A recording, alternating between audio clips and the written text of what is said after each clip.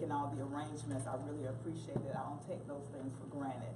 You have to have people behind the scenes connecting the dots and making things happen. And so I welcome you to Platinum Rule edition of leadership.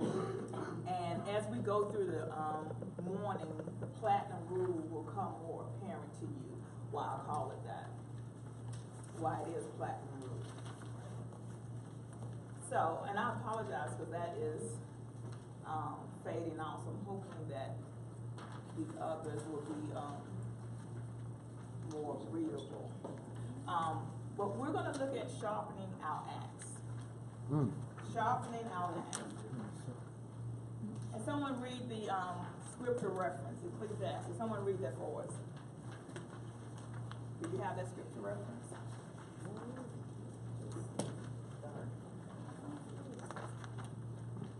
Ecclesiastes 10:10. Yes, 10:10. Yes, it's on the front. If the axe is dull and its edge unsharpened, more strength is needed, but skill will bring success. Right. So it's not that we can't do what we're called to do, but more skill is needed, and it's dull. It's dull, and it takes more effort. And often we're not as effective as God has called us to be because we have not put the skills into it. Faith without work is dead. And so to be a leader, it takes work. To be a servant leader, it takes real work. Because we don't naturally show up by nature as servants. Amen. That's good. We naturally That's show good. up wanting to be served. That's In good. charge. So our time today, as we look at a tool that I'm going to bring to you, it's just a skill. It's just a skill. And then you take that skill and you figure out how to make it user-friendly for you, how to employ it into your tool belt. Because again, you have tools. It's not that we don't have tools, and we always want to add to our tool belt. And what often with adults, when we think we know everything, we stop asking the right questions, and we stop listening. We stop listening. And so what happens when we do that, our axe becomes dull. But we just keep pressing through, right? Keep pressing forward. And we're wondering why things are so challenging. But it's unsharpened and it's dull. And we have not done anything to sharpen our axe. So the question this morning is, how dull is your axe? Not if it's dull, but how dull. Because we all have dull parts to ourselves. Either unknown, unhidden, or we're not willing to face it. And you know, we are charged to know ourselves. And we can know ourselves with the unction of the Holy Spirit. And often it's hard to really spend time knowing yourself. It's easy to say what he, she, or they could have, would have, or should have done. How often do we pause in a moment and say, what can I do differently? Know ourselves. Know ourselves. And so it's about awareness. What's your level of awareness? The most effective people in life, in their personal, professional life, are those who have a keen sense of awareness. Keen sense of awareness. And so we want to always be asking ourselves, am I present? Am I aware? Now the buzzword is mindfulness. You hear people talking about mindfulness. It's about awareness. It's about awareness. And so, you know, every few years a different word pops up that people make a lot of money off of, teaching people how to be aware, right? So one of the buzzwords now is mindfulness. And so let me just test your awareness right quick. I'm going to ask you to push back from your desk because you're going to need to stand up from the table. And I'm going to ask you not to talk, but just move when I stay seated for a second. And when I ask you this question, if you agree with my statement, stand up. Does that make sense? Don't check with your neighbor. It's about you. Okay? It's a very simple question that everyone will know the answer to. You ready? If a yield sign is yellow and black, stand up. A yield sign. If a yield sign is yellow and black, stand up. Pastor, you don't drive? Yeah. I'm thinking about Trick question, Okay, so, everyone who's, okay, standing up, sit down. So, how many people did not stand up who had an answer? I think it's red, but go ahead. Okay, thank you. What color is the yield sign? Red and white. Okay, so I was right. Yes, Okay. yes. That's why they call me pastor. Yeah, that's why your title is pastor. Y'all heard that? I don't follow leaders. I don't follow others.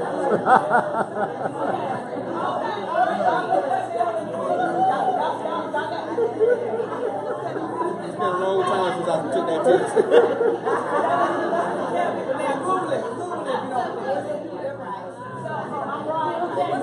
It's been a long time since we took that test. So now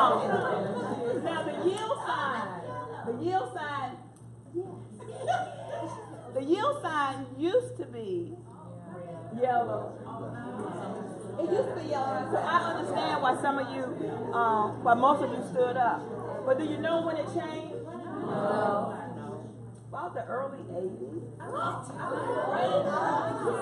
I think it was about the early 80s. Maybe I wasn't even born. I got mine. They still had Maybe I wasn't even born in the early 80s. They didn't change them in the Christmas. So, does that mean the rest of you all are not yielding? Not yielding. Say it again. We're not doing what? We're not paying attention. We're not paying attention. What did I say? When adults think they know, they stop looking, they stop asking questions, they stop being present. Know it all. We know it. We know it all. I can't learn nothing. I don't need it. I know what it is. Unteachable. Yeah.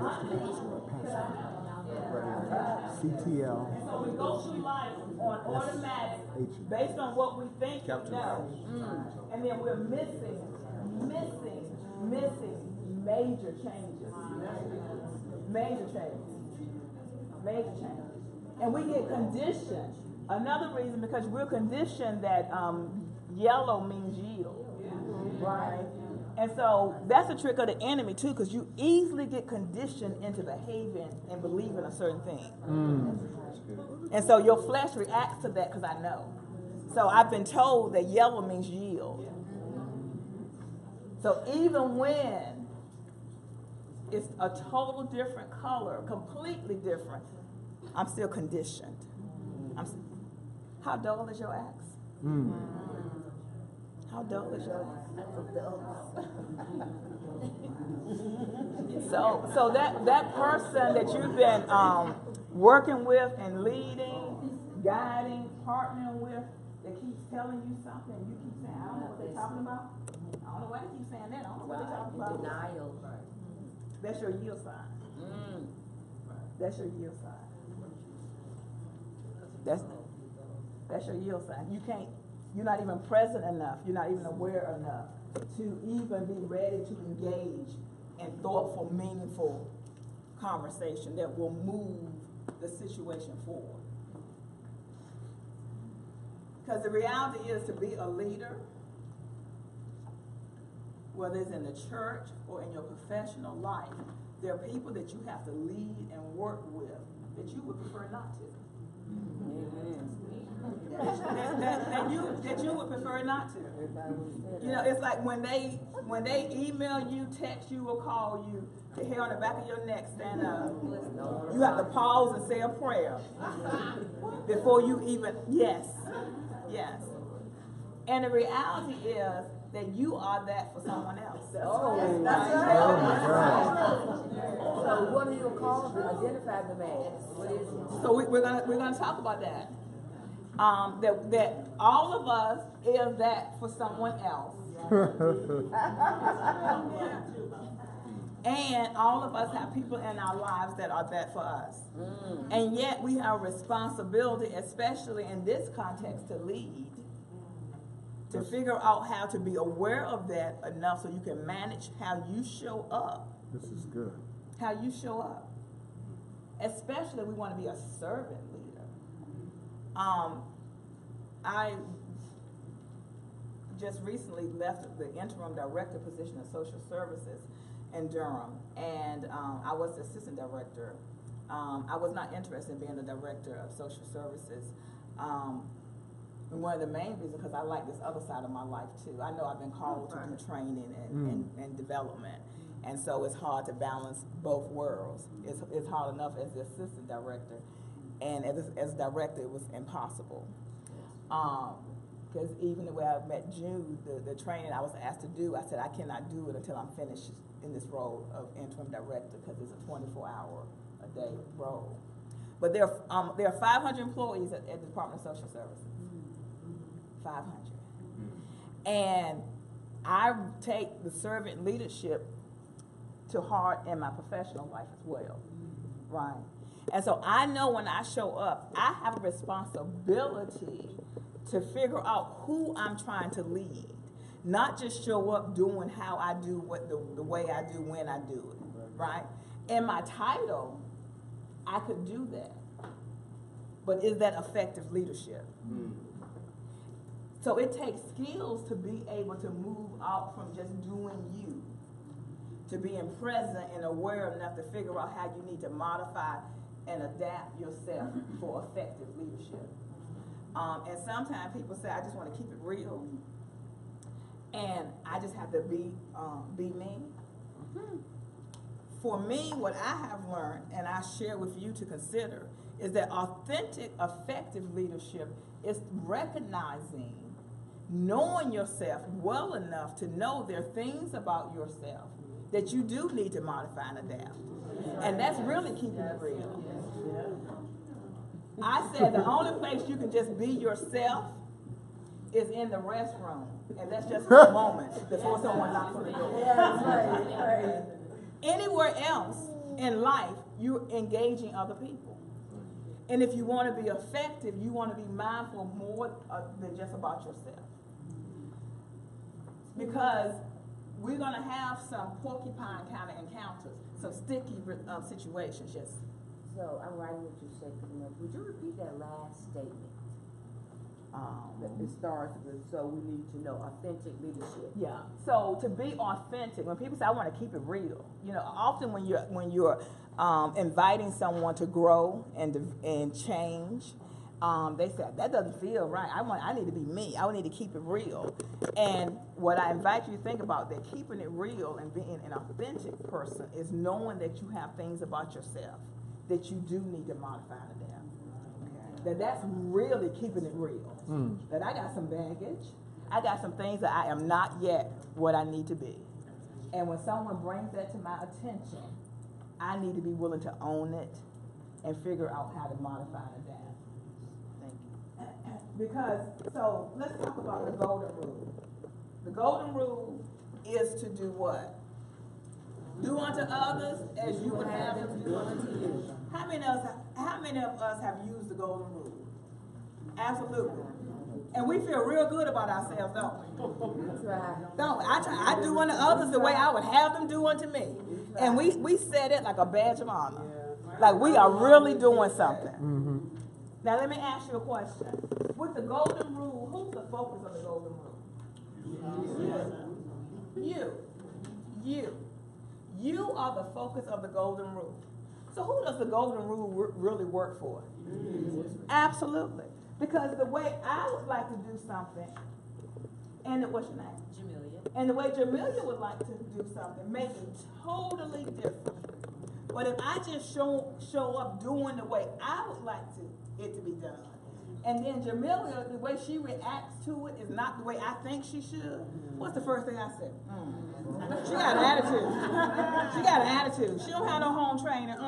She talking about she a leader. Look at her. Right? But I have done what was right for me. I haven't slowed down to check in enough to see how Jamelia would like to have. All right. What could be so totally different. Completely and totally different.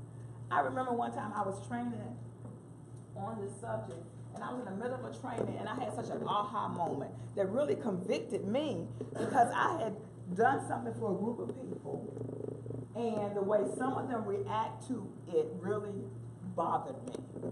Hurt, I don't know if it hurt or angered me, that the emotions was all the same. You know, and I wanted to be cute, I could say it hurt me. But I think I was more angry than hurt. And I'm like, oh, they don't have no good home training, they're not appreciative, oh, I just want they. Well, that sound like a, And in the middle of this training, I recognized I had celebrated them the way I want to be celebrated. And it wasn't their currency. It wasn't what they valued. It wasn't what they valued. And so it didn't change the celebration, just like it doesn't change the dollar.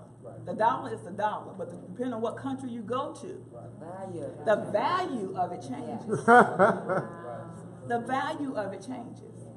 And so I began to realize that if I really wanted to be effective in my leadership, that I really had to assess the people that I was responsible for and began to be real with myself and modify and adapt how I showed up with them, whether it was praise or even times for growth or constructive criticism. I had to give it to them in a way that was a part of their currency. Stephen Covey talks about that you want to know a person's currency. The most effective people understand that everyone has a different currency. And if you can get a sense of what their currency is, it makes all the difference. Quick example, my son is a sophomore at A&T, bless his heart, I'm a double Eagle graduate.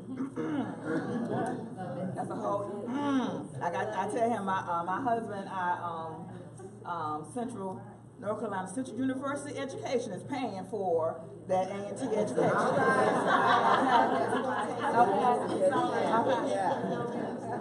But so my son, who I said, you know, God gave him to me to teach me how to be a parent. That's how challenging he has been. And so I would tell him growing up to open the door, hold the door open for ladies, right? So that was my currency, because I felt like if people saw him doing that, they would say, he's been raised what? Properly. Okay, yeah. I'm a good mother, right? Right? Yeah, that was my currency. And so I would say, Chad, hold the door. He would do it for me. As soon as his sister Paige, who's his older sister, comes to the door, he would close it right in his face. Right? Chad, no, every woman, every female, every girl, hold the door open for them. Again, because I wanted to make sure people know that I'm raising my son to be a good young man. So, you know, this was a constant conversation.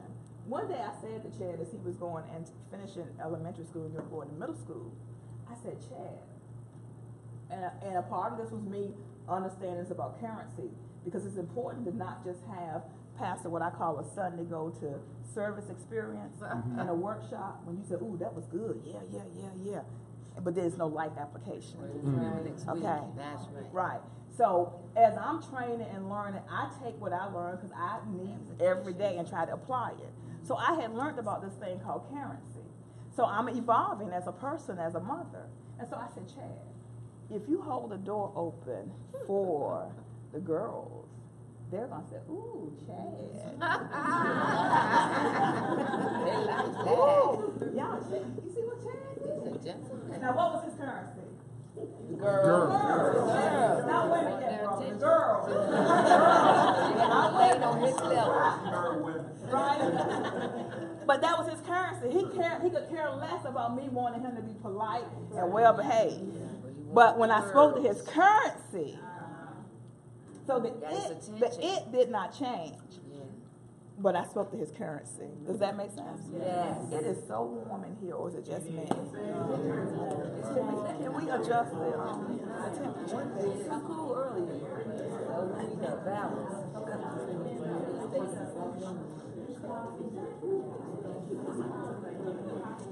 And so when you speak to a person's currency, it's called the platinum rule. And we know gold is good, and there's nothing wrong with gold. Gold is good advice. It's a good framework for engaging. But we all know platinum is a high level of gold, right? Right. Yeah, more expensive. Yes. So the platinum rule is do unto others the way they would have you do unto them. Pronoun change. They, We want not from you, All right. the focus of engagement moves away from you and it moves to the people that you're trying to engage. And in this situation, lead. good. Right? So it takes a higher skill to do that. Treat others as they prefer to be treated, not as you prefer to be treated. All right.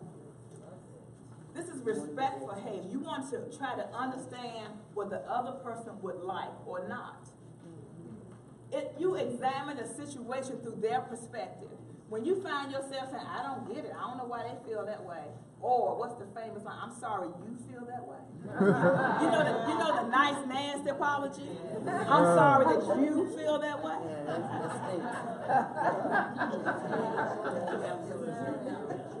That's not an apology. That's the time you want to pause and think about the platinum rule. And one thing you said, help me to understand. Help me to understand why you experienced it that way. Me saying that's not what I intended means nothing. Intent and impact are two different things. So I don't know what you intended, but I know how your words impacted me. And I'm telling you that hurt me. So do we need to debate your intention, or can we settle on the impact? Impact is important. And if we can settle on the impact and have a conversation, then I think we can move forward. So we get caught up in a vicious cycle of debating intent when people are telling us how their heart experienced us.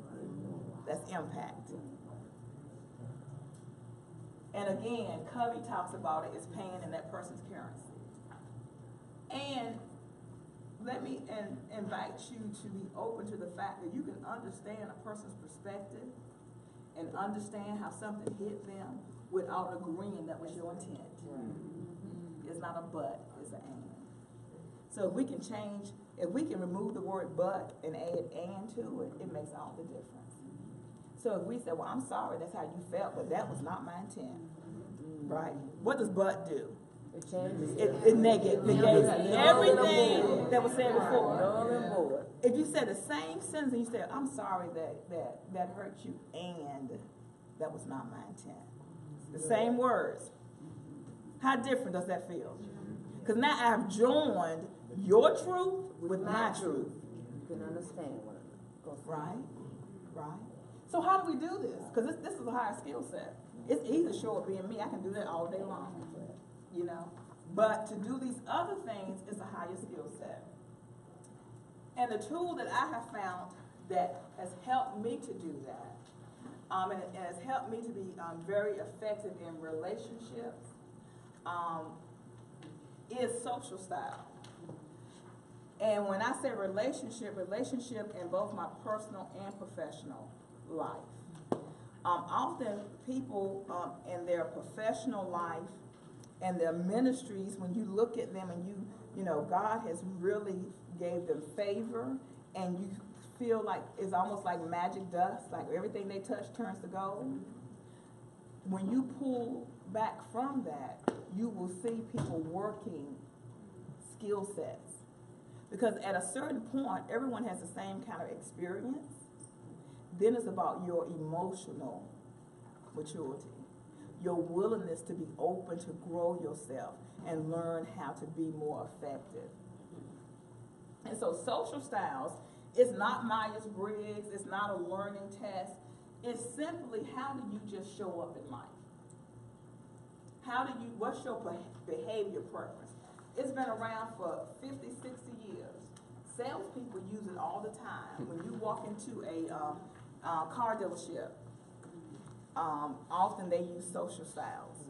Because when you walk in, based on the way you walk in, your the questions that you ask, how you dress, what you're looking at, they can assess which social style that you're in. And they change their sales pitch to match your social style. And this will make more sense as we get into it. And I'll come back to that. But just keep that in mind. And that's what we're charged to do as leaders. We're not changing the bottom line, but we want to change our sales pitch. How we're presenting, how we're trying to bring people to So there are 4 social styles: analytical, driver, amiable, and expressive. And so I'm gonna give you a quick story of those 4 so you can get a sense of which style you are before we take an assessment that really will reveal itself to you. So we're in Charlotte. So let's imagine we were up in uptown Charlotte, and we were in one of the tall banking buildings, and you're just watching, observing people. And someone rushes into the building, and they go to the elevator, and they press the button to go up. The light comes up. They press the other button, it goes up. So both buttons are lit, and they keep pressing, they keep pressing, they keep pressing, and they're pacing and they're pressing. Now, once you press the button and it lights up, what's that indicator? They're gonna stop. Right, it's coming. Does it come any faster as you press it? Okay. Sure? Are you sure? Right, that's what I'm saying, absolutely. I feel better, right? I feel better, right? It's not gonna change. So that person is considered a driver. They want to make things happen and get it done, all right? So as soon as the elevator opens, that person jumps in, they press close door, and whatever floor they're going to.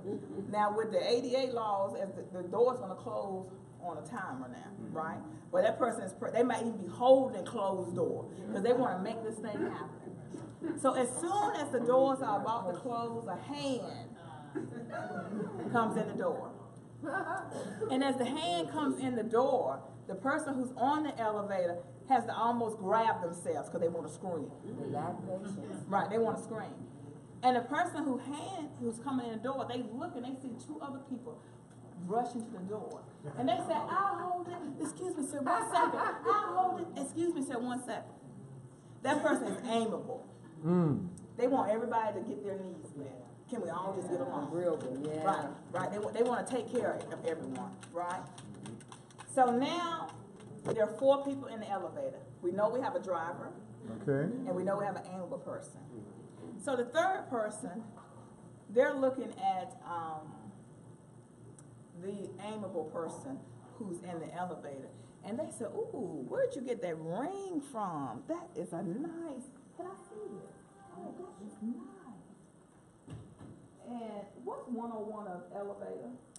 You don't talk to anybody. Right? The most you say is 1 please, 2 please. That person is expressive. That person is expressive. Now the 4th person, they are looking at this person who's just chatting, going, what in the world, right? And then they're looking at the date that the elevator was inspected. And they said this elevator was inspected a year ago tomorrow. I have to come back to Charlotte in about 3 months. I'm gonna get on the same elevator and see if that, what's her name? Helen Berry? What's Sherry Berry? Sherry Berry. Y'all ain't right. Y'all ain't right. That person is analytical. Okay, that person is analytical, right? All right. So another quick story. Let's say you're at your place of employment, and someone comes in and they say, "Look, guys, let's go to lunch together. We haven't been to lunch in a long time. And, I just love our team and how we work together. And I just want to stay connected. Can we go to lunch?" That person is amiable, right?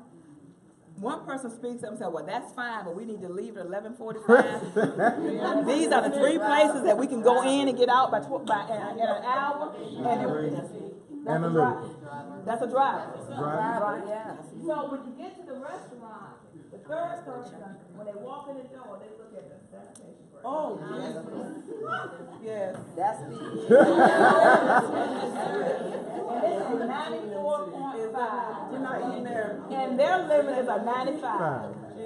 And they're saying, do I round up for the this pump out y'all moment? That person is analytical. So as you're going to the table and you're passing by other patrons in the restaurant, you say, what was that you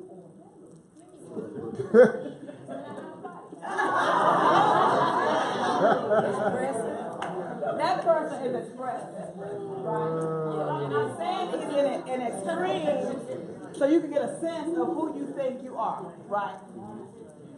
Who you think you are. So just by what I've shared with you, how many people think that they are analytical? You've exposed me already. Okay. Yeah, you can be, we'll get to that. How many think you're drivers? How many think you're drivers? How many think you're amiables and expressive? Okay. So let's see if it plays out. So in the country, it's roughly 25%, is roughly evenly distributed. Depending on what industry you work in, it may look a little different because often your style will attract you to certain industries, right? So, for example, a jet mechanic, do you want them to be analytical or expressive? Right. Right. So I found, depending on what industry that I am sharing this with, it can be a higher percentage of one than the other. It doesn't mean you can't work in that industry, but we're going to talk about what it takes to do that. Okay. Yes, Pastor. So now, I've studied personalities, and I've seen these terms used with personalities, even though Myers-Briggs uses 16 personality styles. Yes. How does this relate, or does it relate to personalities, or, Great or are you question. looking at it differently than Great personalities? question. Looking at it differently, because this is not a personality test, because Myers-Briggs, while a great tool, most people only know they're introverted or extroverted, Right. because it's very complicated. You have to really study Myers-Briggs and stay in it to really be able to use it on a universal basis. Okay. This is more just about how a person shows up, and it gives you, it's very user-friendly, because it's not about your personality, it's just how you show up. Some people show up talking more, others show up sitting back observing, others show up making connections, others show up directing.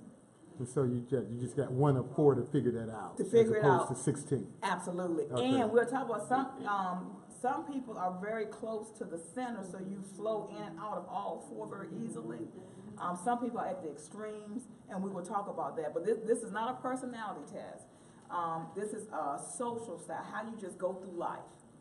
And often how you go through life is what will attract you to certain people and how other people make the hair on the back of your neck stand up. And how other people would experience you that same way. Okay? Yes. So would you say if you feel like you're all of them and you can pretty much adapt to whatever situation, if that would be because, like if you are like maybe real talking in one environment but more observing in another, then is that why? Yes, and when we take the assessment test, if you're close to the center, if that pans out to be the case, then you can easily flow in and out. But when we do the scale, if you're on the extreme, let's say if you're an expressive, trying not to talk in situations is very hard. Right. So we'll talk about that. Yeah, we'll talk about that. So,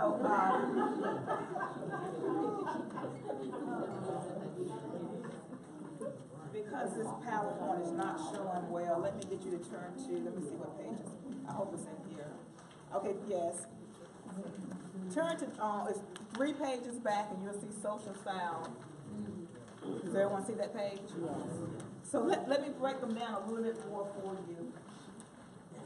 And I'm moving because I'm looking at time. So if you are analytical,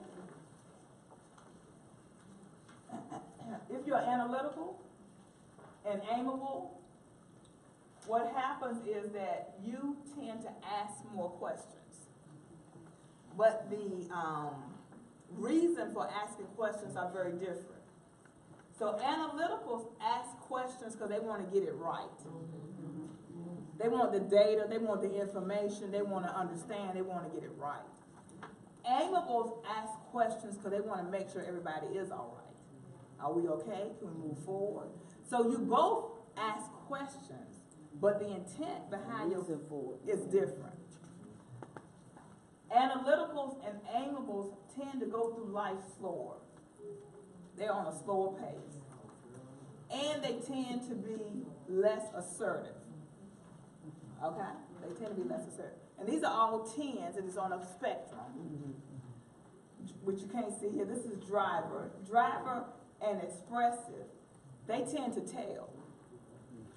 Driver's intent on telling is to move it forward, tell you what to do and how to do it, let's get it done. Expressive want to paint a picture. Let me tell you what happened this weekend. Oh, the sun was shining, we were in a room. They're going to paint the whole picture, right? Driver and expressive tend to move faster through life. Make decisions faster, talk faster, walk faster. And they tend to be more assertive. Now, so you see the things that drivers and expressive have in common. And you see what analyticals and aimables have in common. So right there, you can see how, depending on your style, there could be a rub, right? Some friction. Now, analyticals and drivers, they do have one thing in common. They're focused on task. Aimable and expressive, they're focused on relationship. So what that looks like, let's say in the life of Victorious Praise, if you engage someone, let's say whatever ministry you're leading, and you engage someone, and if you, let's say you are analytical and they are expressive, and you go to them and you said, look, we got to get this project done. I just talked to Pastor, and he said this is something we got to get done. We need to make this happen. And they're expressive. They said, well, how you doing?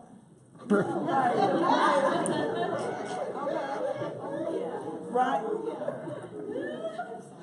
All right, they said, ooh, she just too much. I can't deal with her. All she now, is that true? Because as an analytical, I'm not focused on relationship. I'm focused on the task that I've just gotten from Pastor.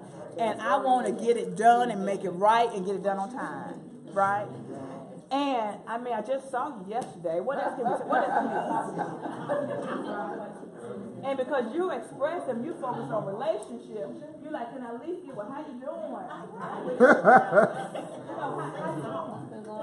More than something. So, right there, you got a rub, and you wonder why it's so hard to move things forward. Right? So just having an awareness as an analytical would mean that I know that the person I'm getting ready to talk to is expressive. So because I have this awareness, and I know that's not my natural way of showing up, let me slow down and say, hey, how you doing? How was your weekend? Look, then I can go into the conversation. Now, if you've had this training and you have now awareness and you know you're expressive, you have responsibility not to go on and on when they say, how was your weekend?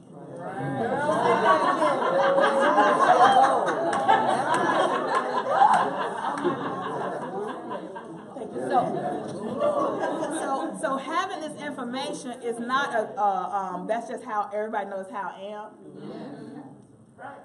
It is that now that once you have awareness, you have responsibility to do something with that awareness.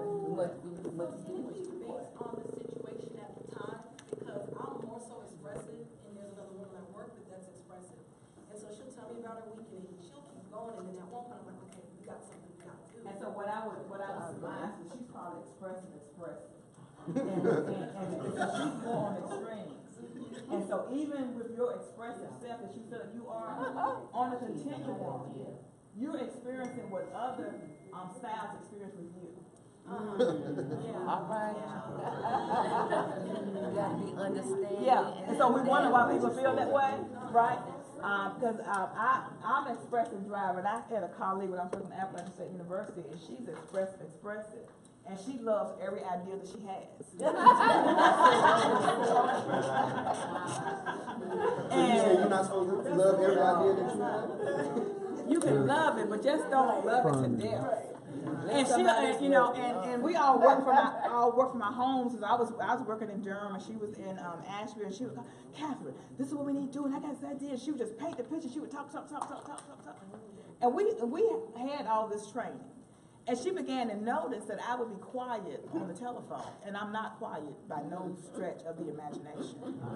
And one day she said, Kat, I'm not hearing your voice so much on this project. I said, well, Courtney, and I said, because you're really loving your ideas. And so I've just decided to let you love it. And what she said to me, her expressive self, which is different than me, because I'm an expressive driver, she said, but I would love your ideas too. Oh, okay. Expressives like to get into it. So whether it's your idea or their idea, they want it right, and they want to get into it, talk about it, and process it. But if you're a different style and they show up that way, it's overwhelming. And you just think, okay, all you want to do is just talk about Listen. right? So we'll get into more of that. So, we're going to quickly do this inventory test. And I gave you 2 copies because most people want to use it again for someone in their life. At least I hope it's 2 copies. Yes, for someone in their life. So each question has 2 potential answers. And if you could look up here at me right quick, because we have to get this right in order to move forward. Each question has 2 potential answers. For example, number 1 said, do you have more gestures or fewer gestures? And this is from the general population. So if you would ask me that question about me, would you say I have more gestures or fewer? More. You don't know me. You've shown us yourself. So that's how easy social styles is to use it, right? That's the difference between social styles and Myers-Briggs. Once you get the 2, that's how easy you can try to assess. Not put people in a pigeonhole, but begin to just do a quick assessment to figure out how I can engage this person effectively, right? So I would invite you to probably take a piece of paper when you're going down so you don't miss a question or double check. And after each number, check the box that's for you. Again, not based on you and your family. Let's say you come from a family that's very loud, and you're the quietest person in your family. But when you out with your friends, they say, calm down. We're talking about the general population, okay? So as quickly as you can, if you can answer these questions, because I'm cognizant of time, answer those questions. That's all I want you to do right now. Just go down and check the box. Do you need more light? What, was it over here? We're good. Yeah, it's way over in the, Thank you. We're good. We're good.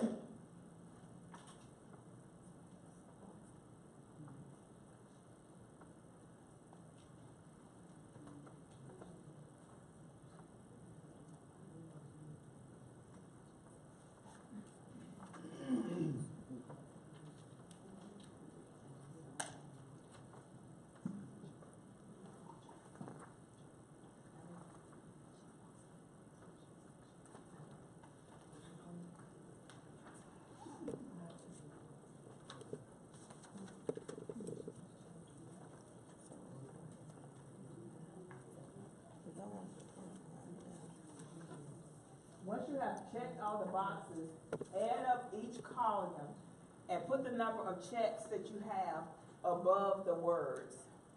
So in the first one is the word is below, add up the number of checks and put that number above that word. Does that make sense? Any questions? No. It's a forced choice. Yeah, you have to make a choice. It's a forced choice. Yeah, it's a forced choice.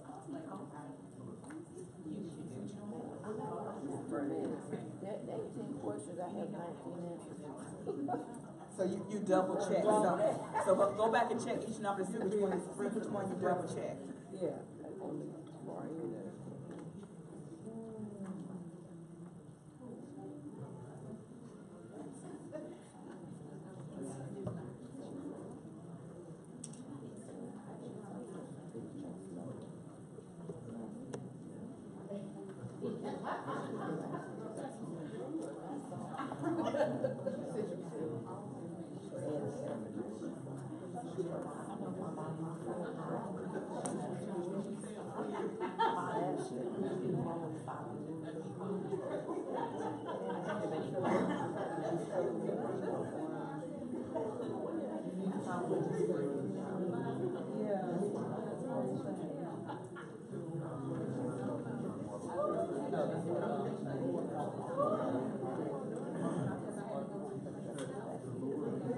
So once you have added up your checks, this is how we make sure we didn't miss a number or miss a block. Below and above should equal 9, even if it's 9-0. And left and right should equal 9. So everyone check and make sure each couple equals 9.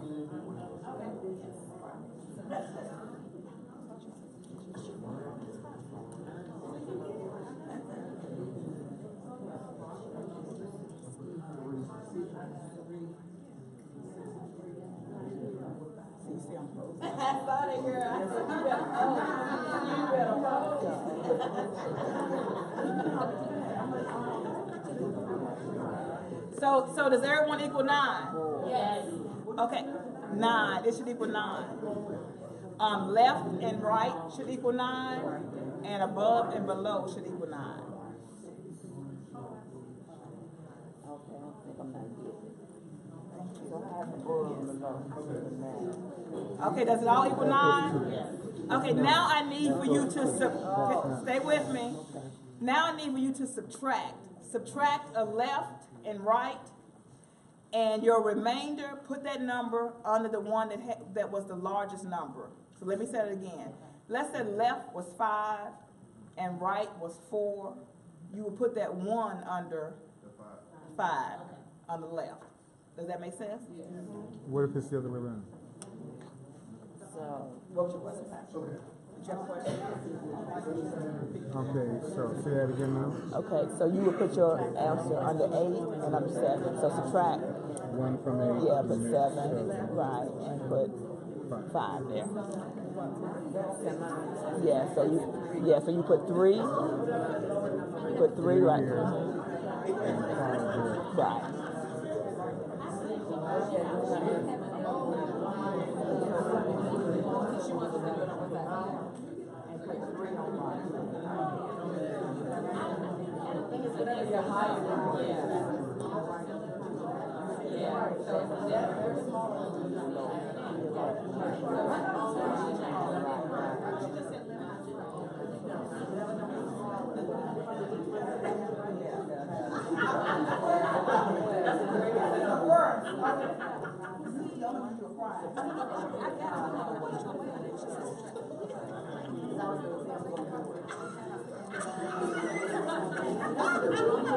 You'll remember this.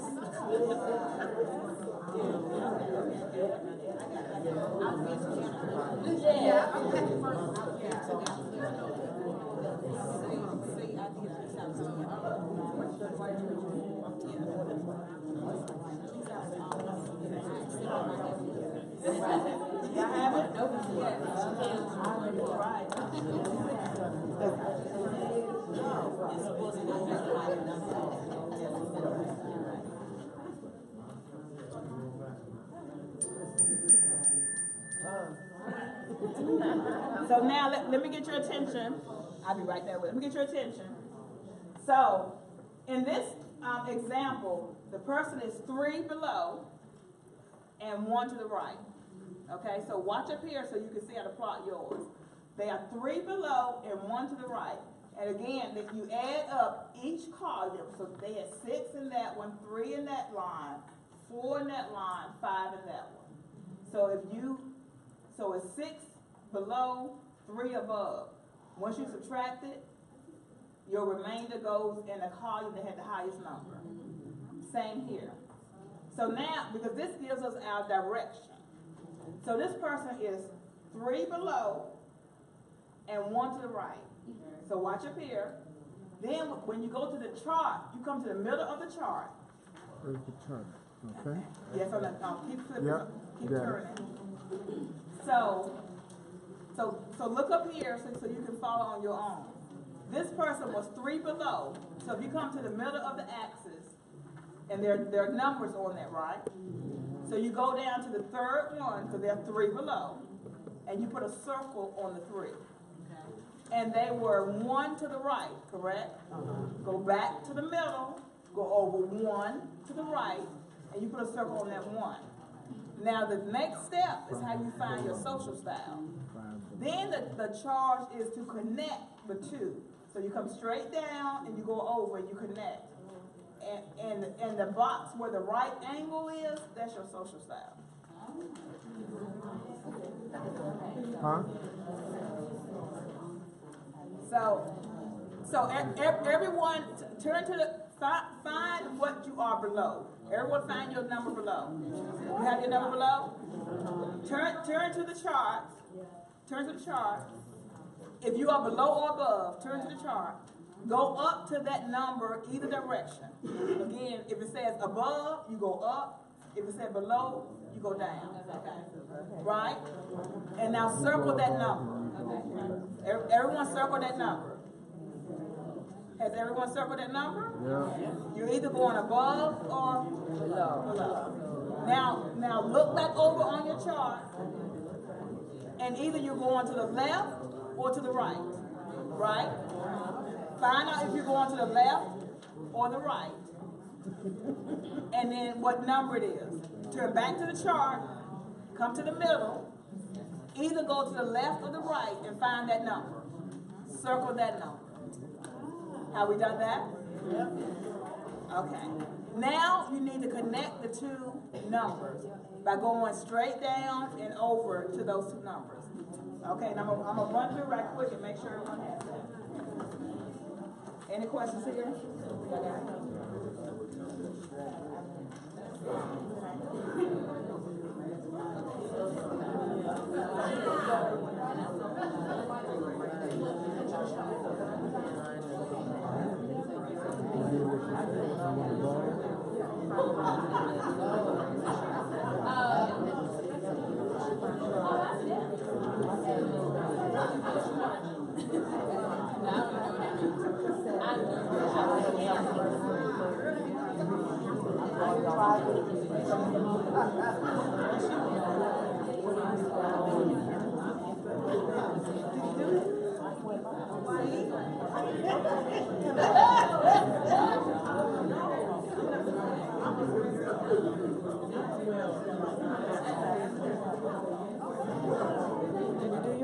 Yeah, I don't think it came out right. Yeah, it did. I don't think I'm expressive.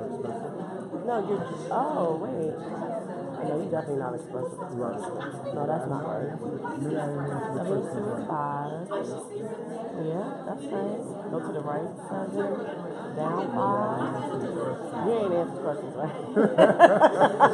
Yeah, that ain't right. No, you up here somewhere with me. I think I'd be more of a driver. Yeah.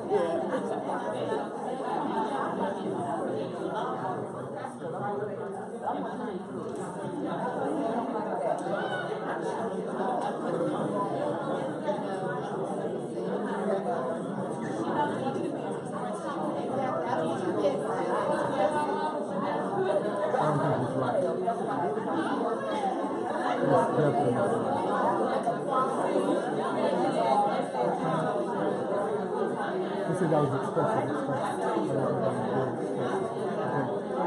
Let me just go make sure I do my questions right. I found one that already. No. I answered it wrong.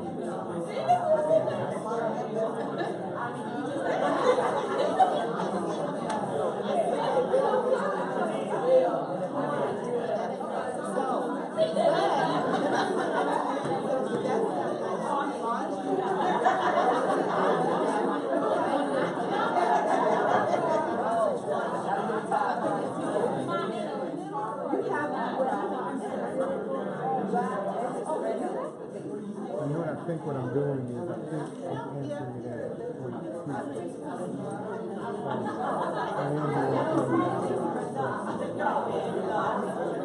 Hey Tamika,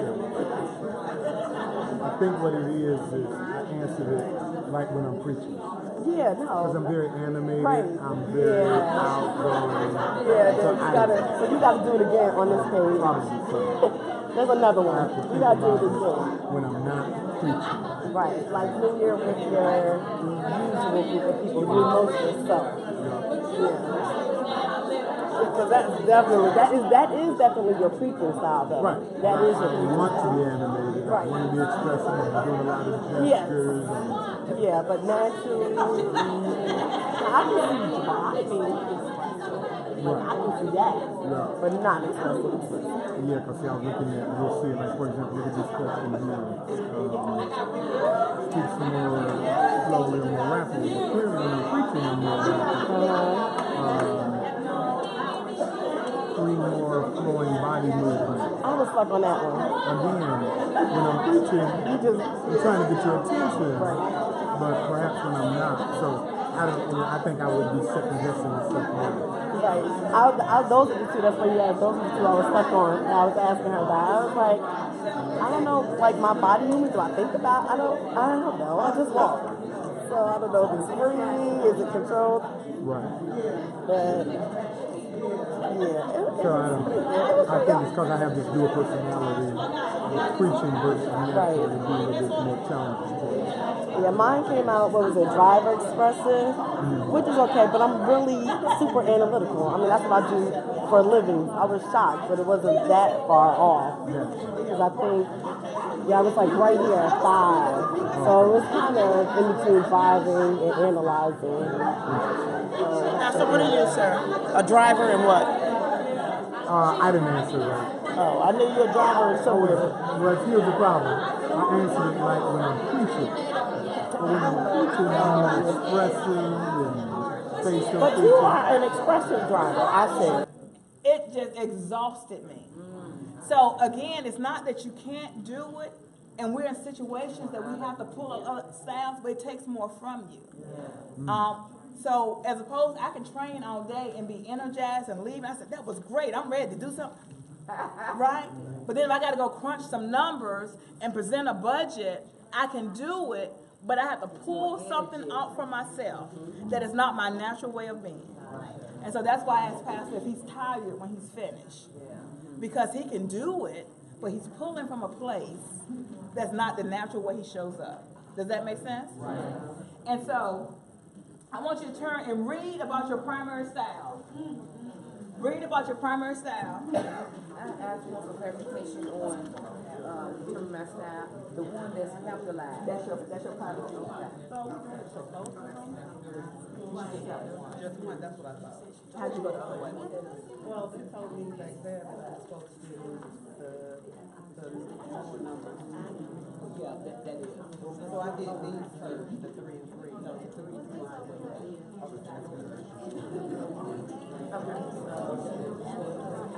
See, read about your style.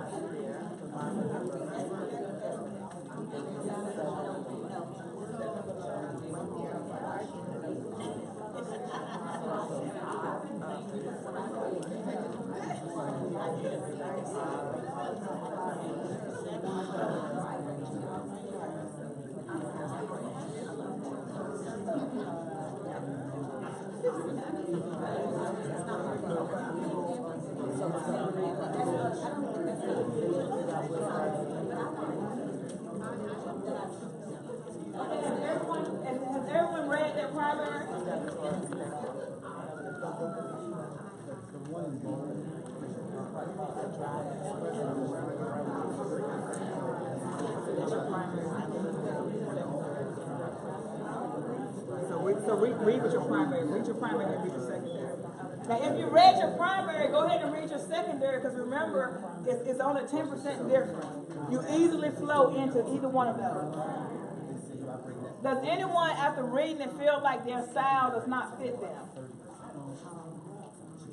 Okay, you don't. So, two things, that's why I always give extra. You can do it again. You might be like Pastor was answering from a different vantage point. Or ask someone that you trust to do it on you. Because again, often we don't see how we show up. We know who and how we think we go through life, but often others experience us differently. So two things: do it again, or ask someone that you trust to do it for you. Yes, ma'am.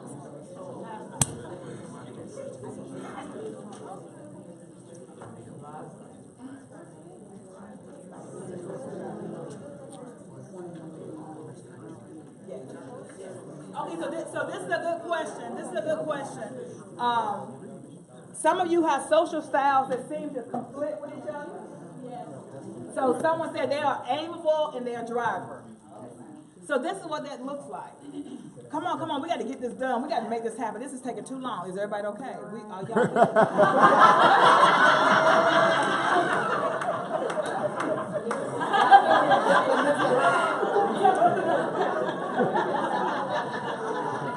okay, that's what it looks like. So now if you, because the amiable side of you is concerned about the relationship, the driver side is concerned about the task. Now, if you were driver analytical, you wouldn't say y'all all right. No. And you would say, hey, we're going to get this right. Because you're concerned about the task. This is how we're going to do it. So amiable, like one of my dear friends who's no longer with me, she would tell me, Catherine, I don't know what I think, but I know how I feel. All right. And it takes me time to figure out how I feel, how I think based on how I feel. Now, me, expressive driver, you ask me a question, before you get out your mouth, I'm telling you what I think. Right? And I've had to train myself not to do that. As we move to awareness, modification, adaptation. You know I am an expressive driver anyway all my life. I look back at my little report cards as a girl. She is so smart, but she talks too much. I tell my mom now, see, I get paid to talk. Y'all try to beat it out of me. But God knew. Right? So, yes. But the awareness. So once you have that awareness, then it's your responsibility to modify and adapt. And when you try to modify and adapt based on what you've learned today, if you don't really feel it, then you're really not modifying and adapting. Let me give you an example. Cross your arms the way you normally cross your arms. Okay, notice which arm is on top. Okay, you notice which arm is on top? The left. Okay, switch and put the right on top. Whichever's for you, just switch and put the opposite on top. Why y'all so difficult? No, it's just so hard. Okay, so how does that feel?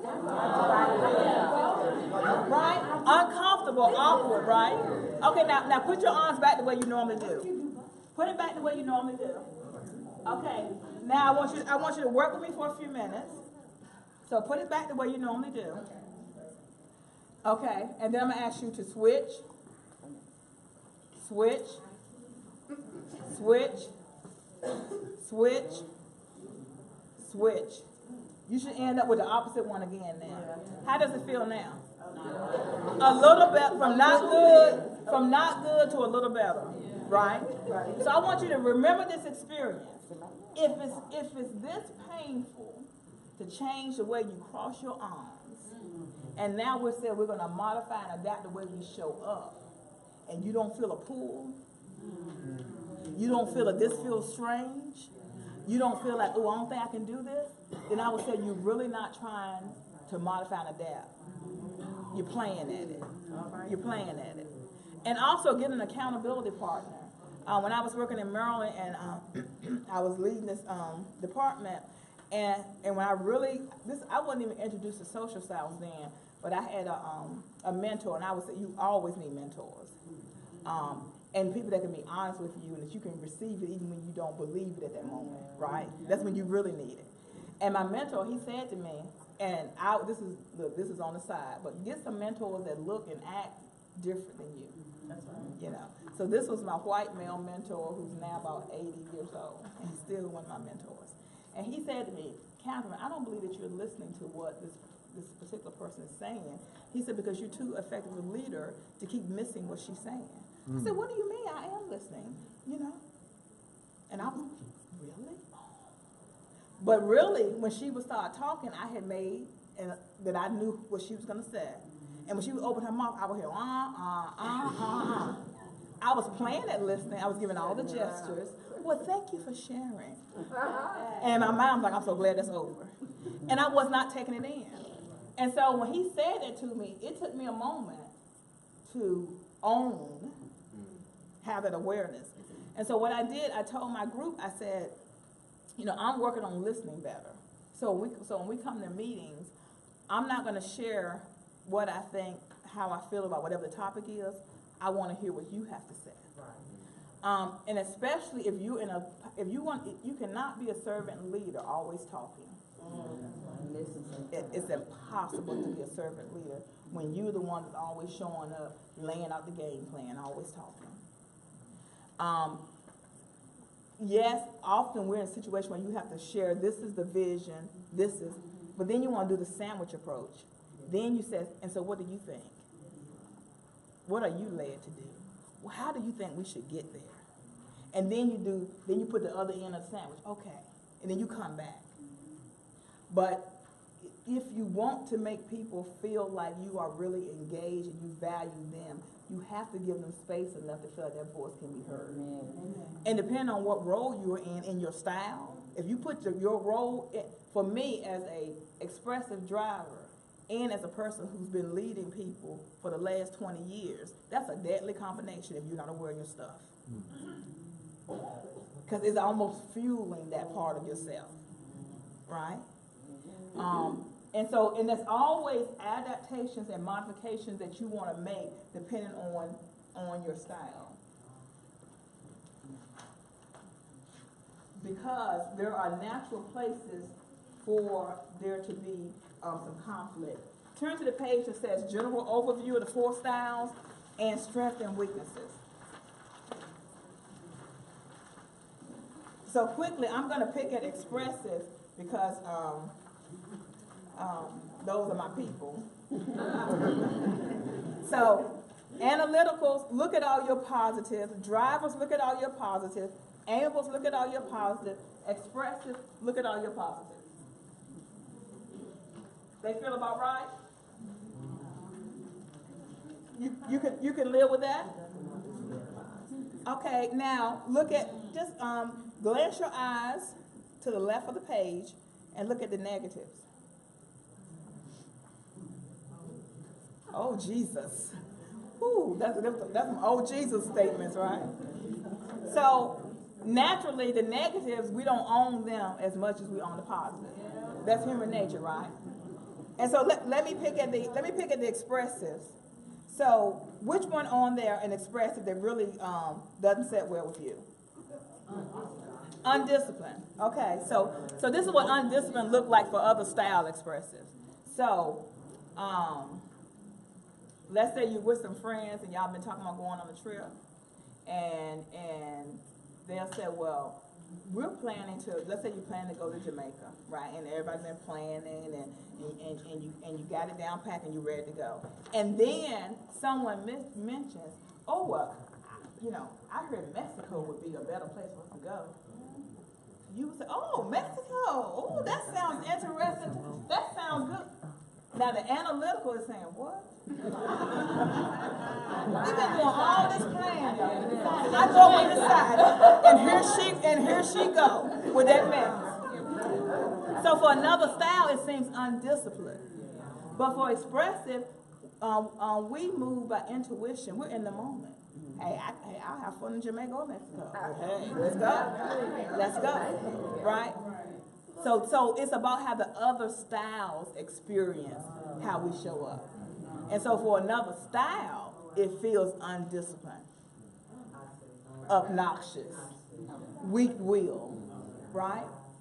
And we're just saying, I'm just trying to, y'all so bored, I'm trying to have some energy, you know, I'm just, nobody else talking, so that's why I'm talking. I'm not trying to be obnoxious.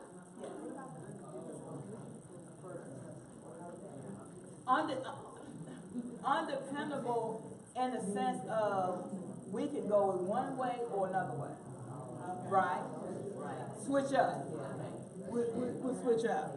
And very comfortable with doing it while learning it while doing, you know. And so other people who are more cautious and move through life slower and more specific, that doesn't feel good. Does that make sense? Yes. I'm trying to put all this together. This wonderful woman. Yeah, I said it could be a part of premarital sessions. Yeah. 12 years in. Yeah. So like as I talk, she's like, oh my God, what you gonna say? Oh my God, what you gonna do? Like, So what's your social style? Expressive. Driver express, and you are? Analytical expressive. Yeah. So she think that I'm kind of just All over the place. all over the place. Right, because that's the analytical side of her. But I'm, He is. Right? So now you both have the awareness to see where that thought is coming from, and then you can manage how you experience it. My husband is an analytical driver, and you know he would say, okay, you know, let's go buy a car. Now in my mind that means you go out and you buy the car. You walk in the dealership, that's cute, that's sleek, I look good in that. And you buy the car. And his mind is, let's start researching. Get the numbers. Yeah. And so every decision takes forever. And I've been married 27 years. And that takes forever. And I used to say, you too smart to be that dumb. It don't take Okay? That was my internal voice was saying, right? Why is it that challenging? When it's not that.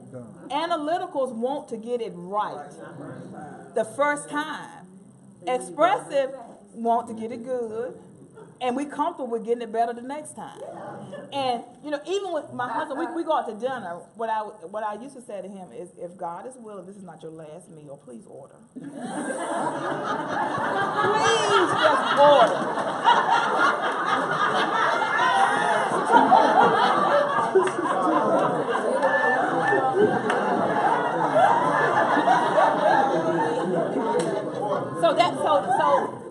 But now I experience him differently, so I modify. Now, not every day, because nobody get it right all the time.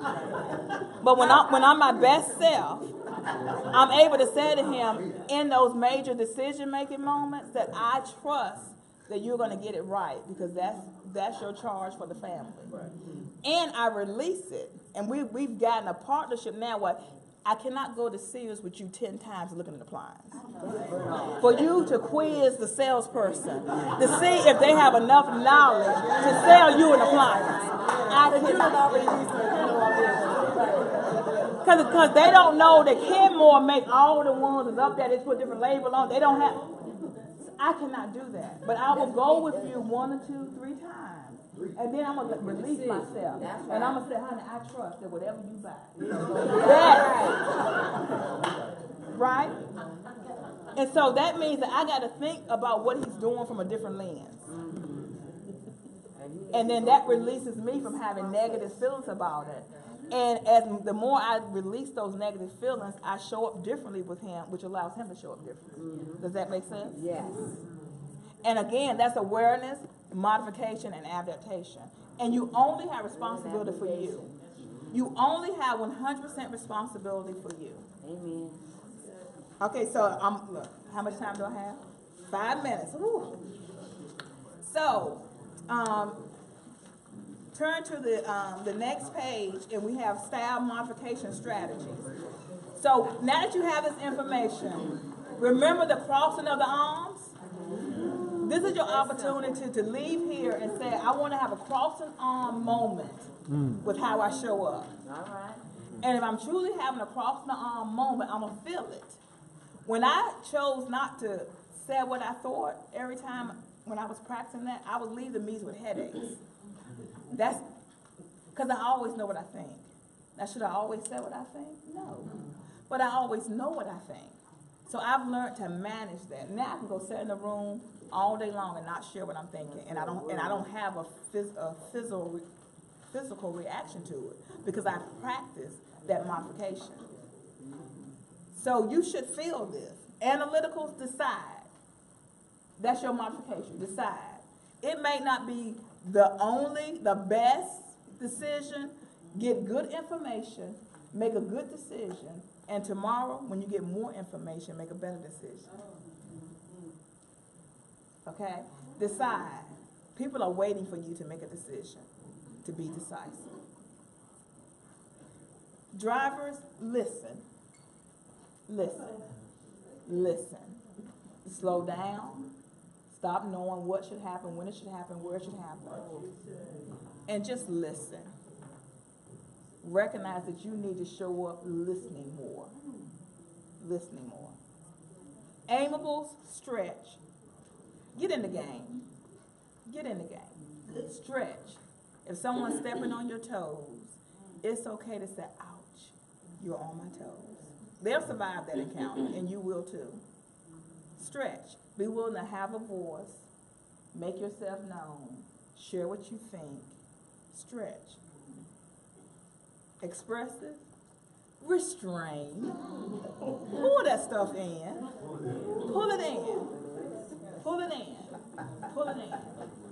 And so if you turn up that part of you that you know don't allow you to do that, you can own it and then say, what do I need to do to help me modify and adapt? Even if you simply say, okay, let me cross my arms. Remember, because often when you have a physical activity that helps you feel something, it brings it home to you. But you want to leave here with commitment to saying some things that you are going to do differently in order for this to be more than an experience for you. And so we don't have time to do the activity to explore the different styles, but I want to be respectful of the time that I was allotted. But I want you to look at the last page and say, I appreciate. And just take a moment to jot down, because adult learners hold on to things they actually write down what they're going to do. Amen. Take a moment and jot down, what do you appreciate learning about yourself today? And about any challenging relationship, partnership that you have. And what do you take 100% responsibility to do? And as you're doing that, I will we'll close with chicken soup for the soul. So there was a man, and many of you probably heard this story, who was walking down the sidewalk, and he looked down to shore, and he saw another man near the ocean. And he couldn't tell what the man was doing. He just kept seeing him bending down. And there were starfish all over the sand. You could barely even step. And he finally said, let me walk down here and ask him, what is he doing? And as he walked down, and he asked the man, I've been noticing you, and I'm trying to figure out, what are you trying to do? The man bends down again, and he throws another starfish in the water. And he says, I'm trying to save all these starfish. Isn't it obvious? And the man said, no. Don't you see how many it is? You can't possibly make a difference. As the man said that, the gentleman bends down and he throws another starfish back in the water. He said, I made a difference for that one. So that's what this is asking you to do, is take 100% responsibility to make a difference in your relationship, your ability to be a servant leader by owning something that you're willing to modify and adapt to move forward. Any questions? Okay, so take a moment and just jot that down, and then I will.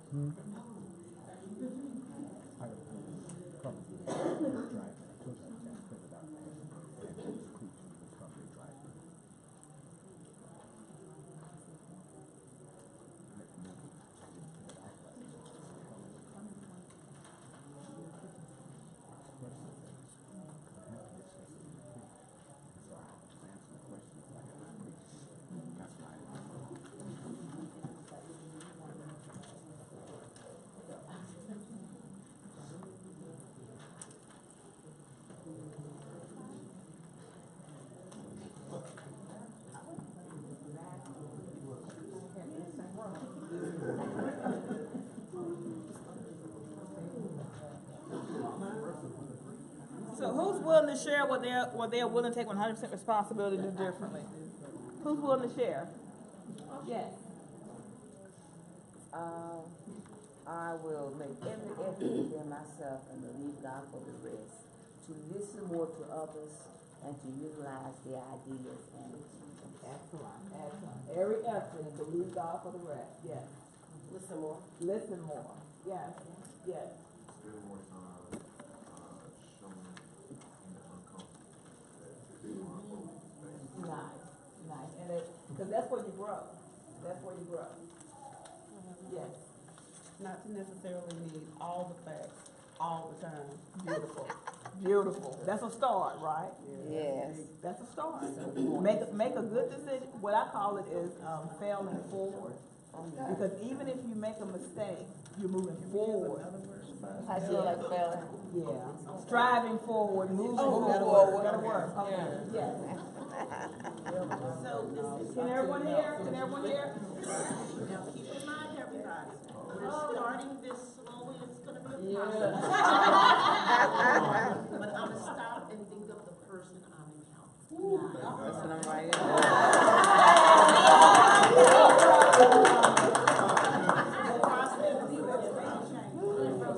Can everyone hear?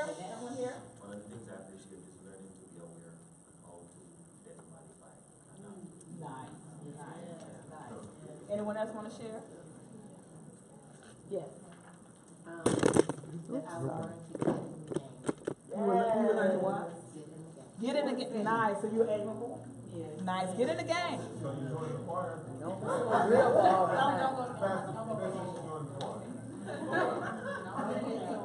So, thank you so much for having me. I enjoyed it.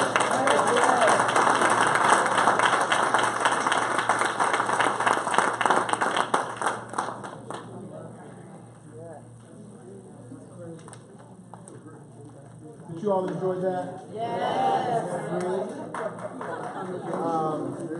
Before we again thank Catherine for coming, one of the couple of things for me personally was to really understand my negatives. You know, when you look at your dominant side, you know, she said we tend to just focus on the positive sides of us, but to really understand how you are showing up.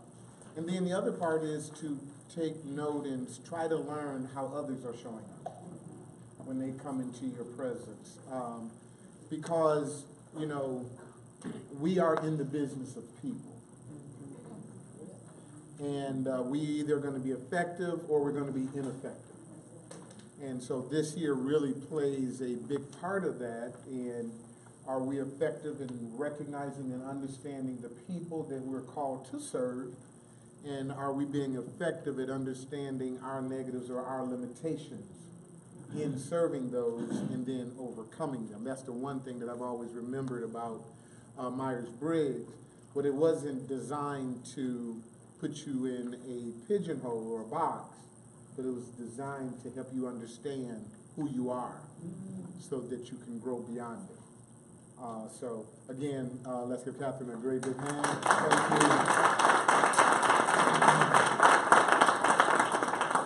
So we're right on schedule. What I want to do is let's take a 10-minute break. I want you all to be right back. So listen, I got a lot to do and I want to get you all out at a good time. So if we could take a 10-minute break, we will kick back off at 11:15 sharp. 11:15 sharp. Thank you all very much.